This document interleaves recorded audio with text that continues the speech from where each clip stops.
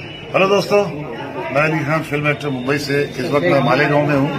औरंगाबाद युवा जो चैनल है उसको लाइक करें, सब्सक्राइब करें और खूब सपोर्ट करें। परेशानी हो, आपके बीच में कोई मसले मसाइल हो, यही वो मजलिस इत्तेहादुल मुस्लिमीन के सिपाही है जो आपके बीच में यहाँ पर मौजूद होते हैं। इंशाअल्लाह ताला फिर से इत्तेहाद का सबूत देते हुए मजलिस इत्तेहादुल मुस्लिमीन के एमएलए जनाब इम्तियाज जलील साहब को भी यहाँ से कामयाबी मिलेगी। भेज दीजिए।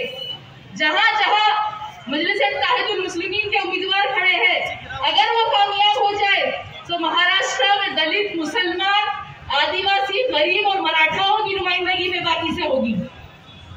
अगर महाराष्ट्र के मुसलमान दूरंदेशी करते हुए बेबाक होकर एक तरफा मजलिस के उम्मीदवारों को कामयाब करके अपनी क़यादत को मजबूत करेंगे तो इस इलेक्शन में हम किंग मेकर बन सकते हैं। बेशक हम सब चाहते हैं कि यहाँ पे महायुति की सरकार ना बने। बेशक हमारा मकसद है कि हम पहले बीजेपी को रोके, जालिमों को रोके, उनको कामयाब होने नहीं दे। लेकिन इसका मतलब ये नहीं है कि हम किसी और के गुलाम बन जाए। कांग्रेस और दीगर पार्टी को मुसलमान सिर्फ उनकी गुलामी करते हुए अच्छे दिखते, लीडर बनते हुए अच्छे नहीं दिखते, इसीलिए वो मुसलमानों को ज्यादा टिकट भी नहीं देते। बीजेपी मारनी बोल के मारती और कांग्रेस के लोग चॉकलेट देके पीछे से मारते। इफ्तार पार्टी में वो लोग टोपी पहनते, मुसलमानों को खजूर खिलाते, दरगाह पे चादर भेजते, पीछे से काम करते। बात सबको समझ में नहीं आती। अरे बताओ, बाबरी मस्जिद को शहीद करने वाले कौन थे? एनपीआर को किसने इंट्रोड्यूस किया था? यूरोपीए को किसने सपोर्ट किया था? ट्रिपल तलाक और यूनिफॉर्म सपोर्ट पर कौन खामोश थे? अगर कर्नाटका में हिजाब बैन बीजेपी ने लाया तो हिजाब बैन को नहीं हटाने वाले कौन है? मुजफ्फरनगर दंगों के जिम्मेदार कौन थे? 2014 से पहले मुल्क भर में जितने भी दंगे हुए उसके जिम्मेदार कौन थे? जब पार्लियामेंट में वक्फ अमेंडमेंट बिल को पेश किया गया तो जो महाराष्ट्र के 2 एमपी भाग गए थे वो कौन सी पार्टी के है बताइए? अरे वही लोग हैं जो हमको खजूर खिलाते इफ्तार पार्टियों में। और मुसलमान बीजेपी क्या ना बोल के खजूर खा के खामोश पड़ जाते। खजूर खा के देखिए क्या इतने नुकसान हम उठा लेंगे। महायुति और महाविकास अघाड़ी एक ही सिक्के के 2 रुख है। शिवसेना महायुति में भी है, महाविकास अघाड़ी में भी है। एनसीपी महायुति में भी है, महाविकास अघाड़ी में है। पूरी खिचड़ी है। और हम कब तक दूसरों के भरोसे रहेंगे? अब किसी से डरने और घबराने की जरूरत नहीं है, ना तो किसी की गुलामी करने की जरूरत है। खौफ में आकर वोट मत डालिए, हिम्मत और जुर्रत के साथ बेखौफ होकर वोट डालिए। डर के वोट डालने वाले बोलेंगे कि बीजेपी आ जाएगी, लिहाजा इनको वोट दे दो, इनके खजूर काफी है। और बेखौफ होकर हिम्मत और जुर्रत के साथ वोट डालने वाले बोलेंगे कि हम बीजेपी को तो कुचल देंगे, लेकिन अब किसी की गुलामी भी नहीं करेंगे, हम खुद ऐवानों में जाकर हमारा हक हासिल करेंगे। अब बताइए, आप लोग 20 तारीख के दिन बुज़दिली का मुजाहरा करेंगे या बहादुरी का मुजाहरा करेंगे? मौत से डर जिंदगी नहीं देती। अगर जंग जीतनी हो तो कश्तियां चला देना। 20 तारीख के दिन इन सबको एक करारा जवाब देंगे इंशाअल्लाह। लौटाएंगे तुम्हें सारा सूद के समय। हम पर तुम्हारे जुल्म का जितना उधार है, ताकतें अगर तुम्हारे पास है, सितम करो तो हमारे पास रहमत परवरदिगार है। शुक्रिया, अस्सलाम वालेकुम। शहर मजलिस इत्तेहादुल मुस्लिमीन के कारकुन, नगर सेवक, सामने बैठे हुए सभी बुजुर्ग, नौजवान साथियों, इलेक्शन का माहौल है। शेख साहब ने पहले ही कहा कि 2 मिनट का वक्त दिया जाएगा। इससे पहले की सभा में हमने बहुत खुलकर बात की थी, लेकिन मैं आप लोगों का ज्यादा वक्त नहीं लूंगा। मजलिस इत्तेहादुल मुस्लिमीन पूर्व विधानसभा 109 के अधिकृत उम्मीदवार जनाब इम्तियाज जलील साहब हमारे बीच में पूर्व विधानसभा से आपके और हमारे भरोसे पर अपनी किस्मत को आजमा रहे हैं। और औरंगाबाद शहर के इत्तेहाद को देखकर असदुद्दीन ओवैसी साहब और जनाब अकबरुद्दीन अवैसी साहब और मजलिस इत्तेहादुल मुस्लिमीन के सभी हैदराबाद के जिम्मेदार तकरीबन 2 महीने से औरंगाबाद शहर में आ रहे हैं और जा रहे हैं। औरंगाबाद शहर के इत्तेहाद से और औरंगाबाद शहर के नौजवानों से और औरंगाबाद शहर के बुजुर्गों से, हैदराबाद के जिम्मेदारों को बहुत सारी उम्मीदें हैं। 2019 में हमने जनाब इम्तियाज जलील साहब को खासदार बनाया, किसी वजह से 2024 में हम चूक गए। लेकिन ये जो मौका है, हमें ये मौका खोना नहीं है। मैं आपका ज्यादा वक्त नहीं लूंगा। इम्तियाज जलील साहब को चुनकर क्यों लाना है, हालात हाजरा आपके सामने मौजूद है। एक पढ़े लिखे कायद की हमें जरूरत है। मिशनरी और हमारी अपोजिशन पार्टी बीजेपी हमारे कायदीन को कैसा नुकसान पहुंचा रही है आप लोगों के सामने है। अभी अभी महाराष्ट्र में जनाब बाबा सिद्दीकी साहब को खुलेआम गोली मार दी गई। हमारे बीच बहुत सारे मुस्लिम कायदीन, यूपी बिहार के बहुत सारे कायदीन हमारे बीच शहीद हो चुके हैं। मैं आप लोगों को बताता हूं कि हमें कायदीन की जरूरत है। हमें ऐसे कायदीन की जरूरत नहीं है जो स्टेज के ऊपर नाच गाना करते हैं। हमें ऐसे कायदीन की जरूरत नहीं है जो ब्लैकमेलिंग का काम करते हैं। हमें एक अच्छे और सच्चे कायदीन की जरूरत है। मैं इम्तियाज जलील के लिए, मजलिस इत्तेहादुल मुस्लिमीन के लिए, बैरिस्टर असदुद्दीन अवैसी साहब के लिए आपसे वोट की भीख मांगता हूं। ये जो मौका है ये हमें फिर नहीं मिलने वाला। ऐसे कायदीन, ऐसे काबिल कायदीन हमारे बीच में फिर नहीं आने वाले। अल्लाह ने बैरिस्टर असदुद्दीन अवैसी साहब की शक्ल में बेहतरीन तोहफा दिया, अकबरुद्दीन अवैसी को बेहतरीन तोहफा दिया, इम्तियाज जलील को हमारे बीच में दिया। तो ऐसे कायदीन को हमें कामयाब करना है। कुछ लोग हमारी क़यादत को खत्म करने की कोशिश कर रहे हैं। डायरेक्ट इनडायरेक्ट भाजपा को ताकत पहुंचाने की कोशिश कर रहे हैं। आपने देखा होगा आजाद चौक से लेकर चंपा चौक तक ऐसा माहौल बनाकर रखती है जैसे खुल्दाबाद का उर्स लगा हुआ है। एक रिक्शा इधर से आता है तो दूसरा रिक्शा इधर से जाता है। ये हमें इत्तेहाद को, हमारे इत्तेहाद को कमजोर करने की कोशिश की जा रही है। मैं आप लोगों को एक बात बताना चाहता हूं कि आने वाली 20 तारीख को हमें किसी के बहकावे में ना आते हुए मजलिस इत्तेहादुल मुस्लिमीन के उम्मीदवार जनाब इम्तियाज जलील के 6 नंबर वाले बटन दबाकर इम्तियाज जलील को कामयाब करना है। अभी बहुत सारी बातें मेरे कान पर यहाँ पर आई है कि 20 तारीख के दिन नौजवानों को फार्म हाउस बुक कर दिया जा रहा है।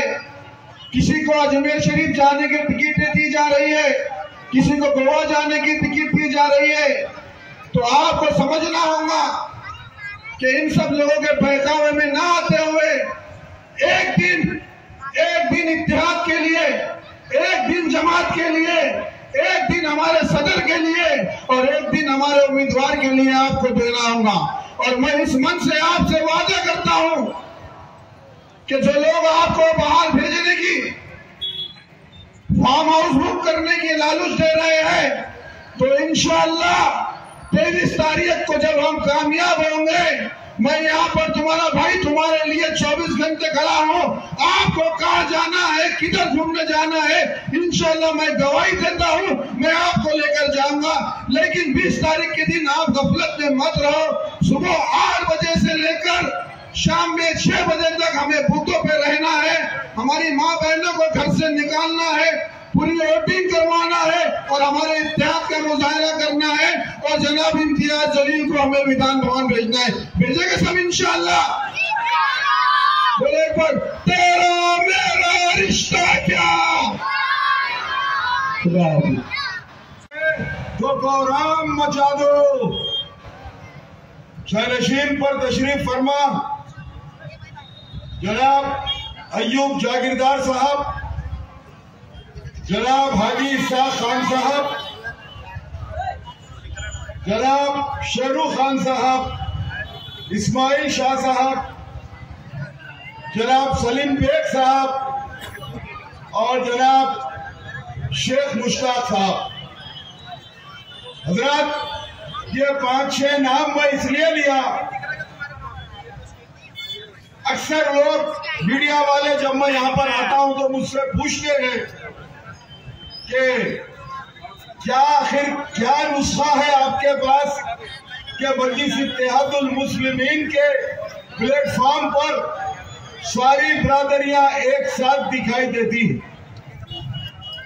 अक्सर पूछते हैं, कई बिरादरियों में बिलखुसूस शुमाली हिंदुस्तान में काफी भेदभाव है, लेकिन क्या वजह है जब भी मजलिस का मंच सजता है, मजलिस का स्टेज आता है तो सारी बिरादरियां एक साथ बैठी दिखाई देती है।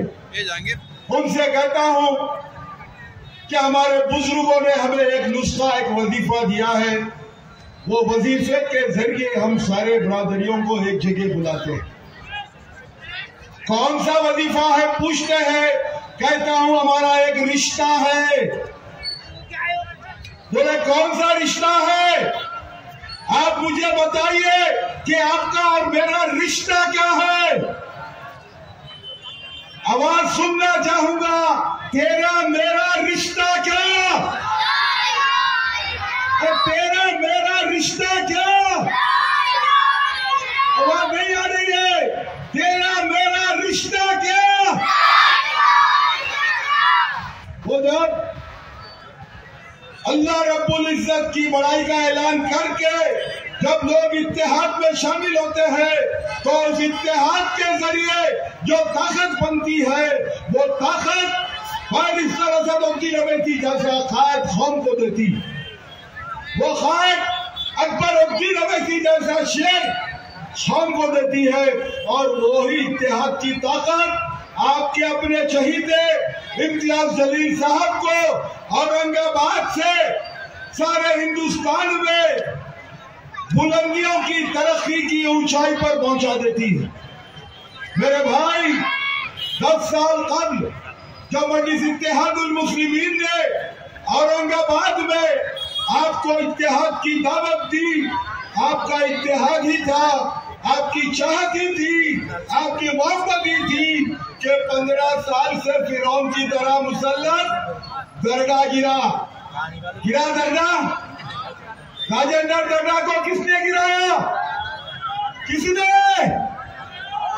आप सावे की बारी है। कौन सावे? कौन सावे? मस्जिद की शहादत खरजाम पर क्या तुम मस्जिद की शहादत के जिम्मेदार को अपने वोट की ताकत से शिकस्त नहीं दोगे? असदुद्दीन अवैसी साहब ने इस किले को फतह करने के लिए औरंगाबाद ईस्ट से 2 मरतबा जिस शख्स को मौका दिया वो ये किला फतह करने में नाकाम रहा। ये आप जानते हैं, जिस शख्स को बल्दिया के इलेक्शन में 200 वोट मिले उस शख्स को आपने 14 और 19 में 70,000 वोट तक पहुंचा दिया। मेरे भाई, कभी गौर किया कि क्या वजह है कि उनके हाथ से यह किला फतह नहीं हो सका, उनके हाथ से मस्जिद की शहादत के जिम्मेदार नहीं गिर सके? तो मैं आपको बताऊंगा, अगर आपको कोई उलझन है वो उलझन दूर करके जाऊंगा।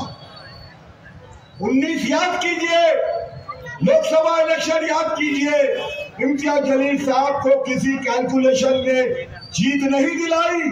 आपकी मोहब्बतों ने, आपकी इबादत ने, आपके दुआओं ने जीत को खींच कर लाकर इम्तियाज जलील और मजलिस इत्तेहादुल मुस्लिमीन की झोली में डाल दिया। आप गौर कीजिए मेरी बात और याद रखिए, जहां इम्तियाज जलील और मजलिस इत्तेहादुल मुस्लिमीन की कामयाबी के लिए हरम पाक में दुआ हो रही थी, जब हमारे उम्मीदवार 19 में असेंबली का इलेक्शन लड़ रहे थे, डॉक्टर साहब 70-80 हजार वोट लेकर भी 6,000 वोट से हरे ना। तब मुझे यहां से किसी ने फोन करके बताया, साहब इम्तियाज जलील की कामयाबी के लिए हरम में दुआ होती है और गफ्फार खादरी साहब के मुलाजिमीन एतेकाफ में बैठ कर दुआ करते हैं कि या अल्लाह इस जालिम को हम पर मुसल्लत ना कर। मेरे भाई, मजलूम की आह अर्श तक जाती है। इनके पास काम करने वाले मुलाजिमीन इनके लिए बद्दुआ करते थे, इसलिए अल्लाह ने उनके नसीब में एमएलए बनना नहीं रखा। और अब असदुद्दीन अवैसी साहब ने इम्तियाज जलील साहब को आपकी खिदमत करने के लिए इस किले को फतेह। हेलो दोस्तों, मैं अली खान फिल्म एक्टर मुंबई से इस वक्त मैं मालेगांव में हूँ। औरंगाबाद युवा जो चैनल है उसको लाइक करें, सब्सक्राइब करें और खूब सपोर्ट करें।